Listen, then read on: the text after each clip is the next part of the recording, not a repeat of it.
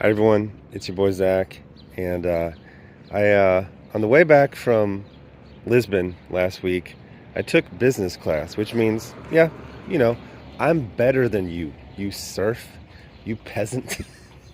I enjoyed the entire experience of being on business class so much.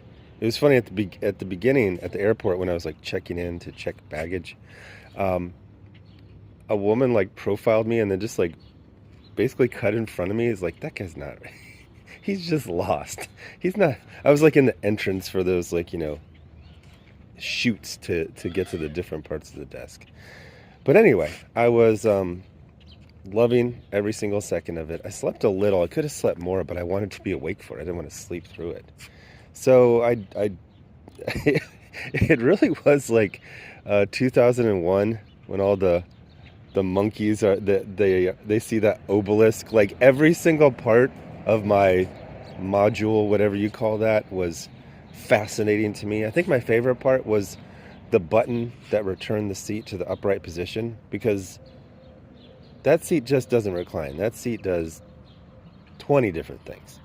So sometimes I would get myself kind of jammed up into some weird, like if you didn't put your feet below the monitor, they would get smashed against it. I was like, okay, gotta remember next time, have your feet straight so they slide under the monitor. But that one would always get me back. Weirdly enough, I looked and I looked and I looked. I do not remember seeing a button to call a flight attendant, which is weird because that's one of the things, but I think the concept is they're constantly checking on you. So you're not going to need that button. I ate so much food. Well, they kind of like stuff you like a Christmas goose for like the first 3 hours. Then they turn off the lights. You're kind of supposed to sleep for a few hours. And then, but I mean, so much. But anyway, at one point, kind of looking around, because I want to see what other people are doing in business class. I've heard crazy stuff. I heard you could just ask for like bespoke meals and they'll just try to make it. But most people were sleeping, just kind of chilling. There was this one guy, like, catty corner in front of me. And I was doing the thing, even though I had all the mod cons, as they say in Australia, the movie, also the country. At one point, I was just kind of spacing out and just looking around. And there was this guy, catty corner in front, old. Like old, like cartoonishly old, with the giant droopy ears and the giant droopy nose and the paper thin skin. And he looked like a member of the IMF trying to look like an extreme, like old people now don't look like old people then, but he looked like old people when I was young. And old people back then looked horrifying. I'm not saying he was horrifying, but he was clearly in his 80s. And the thing that was hilarious, but also very encouraging, is he was one of those kind of like chill guys. He wasn't fidgeting. He wasn't asking for a bunch of stuff. He just watched the television and the monitor. And he watched Thunderbolts, which, if you can't hear the terrible MCU humor, it looks like the coolest fucking movie. It's got this cool, there's a lot of silhouettes. It looks awesome. Then he watched Mission Impossible. I think it was Dead Reckoning. Then, so the first one was like, well, that's kind of geeky. But also, Thunderbolts is pretty mainstream, even though the MCU isn't what it used to be with normies.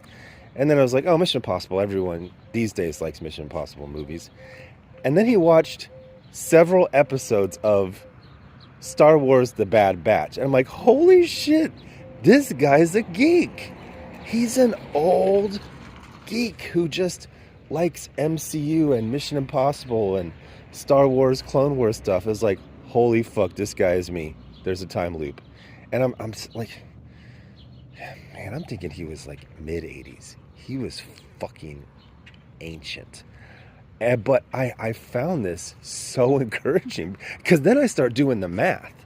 I'm like, okay, the Mission Impossible, that franchise started like 30 years ago, so he was like 55. And I'm like, wait a minute.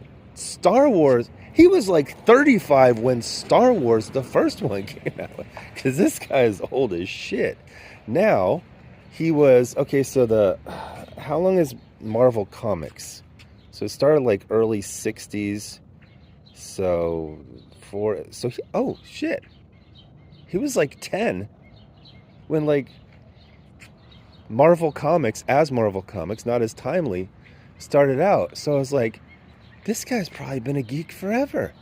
He probably bought, Amazing Fantasy 15 off the stands. maybe that's why he can afford to be in business class. But like, especially with all the shit with like these right-wing YouTubers, or one should say YouTubers who cater to the right wing, and just hating. I just got a friend, I woke up, I got a text because I've been really recommending Alien Earth to my friends. And one buddy was like, oh my gosh, last night I stayed up, I binged all 3 episodes. It was amazing. And he said the same thing, and I heard the same thing in the comments. It's called the transhumanism, not transgender, but it's like transhumanism is talking about like sci-fi stuff, like being a cyborg or extending your life, stuff like that. There's being a human, and then there's all this sci-fi cyber stuff, and that's transhumanism. And that's my favorite part. And then I also was watching the, what is it? God, they have the stupidest, what is the name of their channel? It's like Mr. Sunday Movies. These 2 Australian guys, and they were reviewing Alien Revenant, the one after Prometheus, which is one of my favorite movies. And then Prometheus is a weird one because, like I said, when it came out, all the Gary types, they're like, "This is terrible," and then like for 10 years, like anytime you mentioned it, all those Gary types would just like spaz out.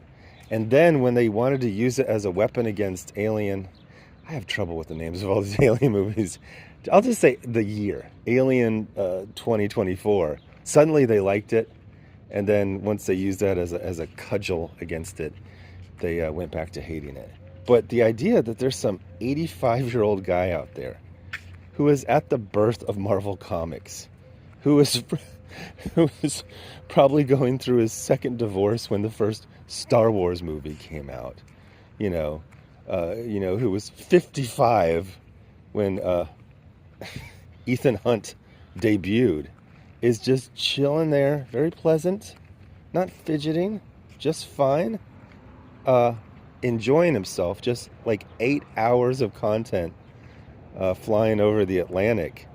It made me really, really happy, because what we've seen is a bunch of tourists and a bunch of, I call them boll weevils. Boll weevils are like varmints who eat crops of pop culture, and it's meant to be enjoyed, and a lot of the stuff is really good, and stuff that I didn't like Thunderbolts, really just had one problem. It had terrible MCU humor. If you can't hear that and you're just watching it, it's really, really good. And Bad Batch, which I tried Bad Batch, it really wasn't my thing. I just couldn't get over. The whole point is they're clones and they're supposed to look similar. I don't want to see like a Rambo one and like a nerd one. Like they're all that's the whole point of the clone troopers. They're all supposed to be. I understand that, oh well, this is flipping the script. I flipped it too much. But while I don't like Star Wars The Bad Batch, I love the idea that there's this 85, probably wealthy, or I don't know, maybe he's saved up for this. You can get business class. You don't book it. If you book it, you're going to pay $5,000. What you do is you wait till like the night before, and then you go to change your seat, and then it'll say like, oh, by the way, if they have some unsold seats, suddenly they'll sell them for like a couple extra $100. And I mean, I'm telling you, for like a 10-hour flight, oh my God, it is. Basically, I paid, I don't know, like $40, $50 an hour to be in business class. So worth it. But again, it gets back to this thing about like when my health was like really bad, I was like, yeah, this is it. But also like sometimes it would be very vibrant. So I was like, I either got 5 years or 50 years. And this hospice guy is like, you have the personality of a guy who lives to be 100 because you wake up every day excited and you're always talking about, and like, even like, so Alien. So, Alien Earth. Um, I've, I don't know, like I've always kind of been into the Alien franchise, but it's never been huge for me. But I've seen every single movie in the theater, I believe. Yeah, well, that when I was old enough, I saw Alien 3. No, I didn't see. No, I didn't see that. No, actually, I think I did. I think I saw the one where they brought back Ripley as a clone who has an incredible, 3-point shot. That's actually Sigourney Weaver did that for real. I mean, they did a bunch of takes, but yeah. I mean, I didn't see the. No, actually, I saw both the AVP in the theater too. Like, I never just walk around. Like, I walk around. It's like I'm a huge, Mission Impossible fan. I'm a huge Team 7 fan. I don't think of I'm a huge fan of Workaholics or Portlandia. I never think about myself as being a huge fan of the Alien franchise. And yet, every time they put out Alien anything, I'm there and I like it. And especially, like I said, getting older, being into wellness, the focus on the transhumanism. And that's part of the xenomorphs, is that they were created or rediscovered. That's one thing. People keep saying this breaks the lore because David created the protomorph. But if you remember, he found designs and he basically, it's like when they recreate some like wolf from the olden days that's been extinct forever because they found some saliva in amber or whatever. But anyway, so what I'm trying to say is it's not just we're watching geeky stuff, We're watching sci-fi or superheroes or a spy who is so incredible that like halfway through the franchise, they basically have to admit that he's superhuman because he does things that nobody can do. That's one of my favorite parts of the mission. I usually hate like meta stuff. I remember in one of towards the end of Smallville. So there's always this bit where like Clark would like rush into Lex's office, and then Lex actually commented on it because all the screenwriters thought they were so clever, He's like, you're going to say this and I'm going to say this and then this is going to happen. And then Clark was just kind of like defused. But it's like, okay, that's a good bit, but you can only do that once. And now you kind of you retroactively made every time they've done that bit, you made it look stupid. So are you winning, son? But it's not just about watching this geeky stuff. It's about being excited about things and looking forward to things. And this is why I am so energetically opposed to the birthday party clowns, the mediocre middle-aged men, because they take something wonderful and they say, isn't it shit it is? Oh, everything's a flop it is. Yeah, guess what was a flop? Gattaca was a flop. Scott Pilgrim was a flop. What the fucking is your point about flops unless you're a studio accountant or you're heavily invested in these companies? We are not here to count the Q3 deliverables of corporations. We are here to enjoy life amongst other things. And a huge part of this is our hobbies, and especially things like franchises, because franchises have a continuity and they extend over a significant portion of our lives. I was, 22 when the first Mission Impossible came out. I'm 51 now. It's almost 30 years later, and it's basically my favorite thing in life is the Mission Impossible, and it's over, but there's 8 movies. I'm not going to say they're all really good, but I love at least parts of all of these movies. And I love the franchise as a whole, and I love the character of Ethan Hunt and that world. And now it's okay, so that's most likely over. But I can get into something. I would say I'm into the Alien franchise more than I've ever been, which is exciting because it's continuing.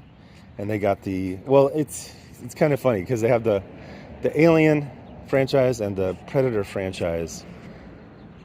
They take place in the same universe, and then also the Blade Runner is in it as well. And then Soldier, that Kurt Russell movie that I've never seen, but everyone says is amazing. So hey, this is my point. It's not just about liking something, it's about looking forward to tomorrow. It's about being excited about life. It's not crying about, looking to hate things. There's, Gary did a video and it was horrible. The funny thing is everyone's like, oh, you hate these guys. It's like, no. It's like, I wouldn't say I hate Gary, but I'm getting close. Like the idea that you wake up and just want to destroy things and just dissolve things. Wait, is Gary a xenomorph? But yeah, so you have, actually, there's a good analogy, because one of the interesting things about Alien Earth is you have the alien, he's doing alien things, and he looks cool. I like how he always has to like show off his chompers.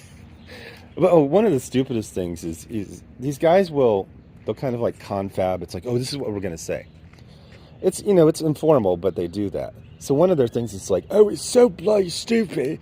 There's people who got weapons and they see the alien and they don't shoot him. Yeah, I'm sure you would have just started blasting their guy who complains about Disney princess movies for a living. It's called shock.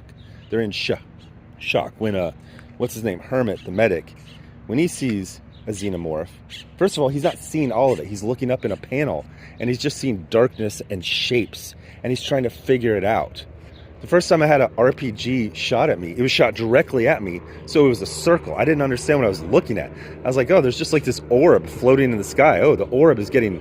Then finally someone who was, 50 meters over, who saw it from a different perspective and saw it was RPG, was like, RPG! Let me tell you, I just stared at that RPG. I didn't know what it was. I thought it was some sort of drone or something like that. It's like, oh, they got like a drone? And this is like, 2003, so drones weren't that famous, but there was talk of them. I was like, I don't know, there's like a floating orb, like some shit out of Flight of the Navigator. But yeah, like it's his first time seeing a giant alien creature in a conduit. He doesn't know what he's looking at. His brain is taking time to... Oh, by the way, those police videos where they shoot people? So on TikTok, they always censor that. Man, there was one that slipped past the censors. You got to see that shooting from like 3 different angles. Holy fuck. These guys had good reaction time. They had good reaction time. They had good shot placement. It was holy fuck. That guy is dead. That guy like got to hell. He was like sliding into it. Like there was velocity. There was momentum. But anyway, getting back to my point is that... it's not just about watching a superhero movie or a sci-fi movie or whatever you call super spy, It's about being excited about life. There's a great, what was it, Derek from More Plates, More Dates. The channel has that cheesy name because when he started, he was into the whole pickup artist phase. I think it was during like the Obama, maybe it was George Bush years, where they would have like all these, classes and shows about being a pickup artist. And he goes, yeah, that stuff was pretty cheesy, but at the heart of it, it was about improving yourself and presenting yourself and believing you were basically worth a damn, that someone would be interested in talking to you. And so I was like, oh, it's kind of nice. And that's what this whole geek thing is. It's not about, like, I was just thinking about Star Wars: A New Hope. Do you remember that one scene where there's like 2 or 3 stormtroopers are going through, one of those doors raises, and one of the guys bumps his head. Now you can watch this thing like 50 times before you notice, but then once you notice it or it's pointed out to you, it's all you see during that scene. It's like, oh, he bumps his head, it's so funny.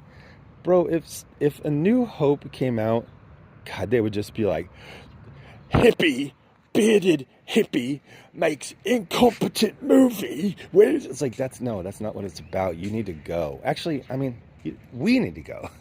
We can separate ourselves. There can just be actual geeks who like things and they're excited about the future and they want to talk about, Prometheus, whatever, and how that relates to Alien Earth and what's going to happen with Predator Badlands. And I think there's another Predator thing, or is that like a cartoon? Anyway, you get the point. Excited about the future, looking forward to tomorrow, or you can just have them. And the thing is, it's been identified.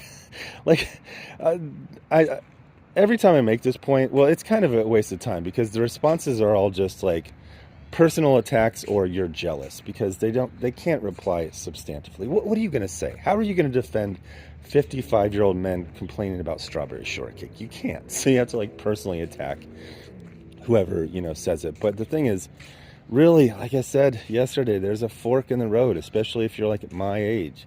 It's like, what are you going to do? Are you going to be that cool old guy, in business class, just watching superhero and then freaking super spy and then, sci-fi? Or are you going to be complaining about the strawberry shortcake cinematic universe directed by Lena Dunham?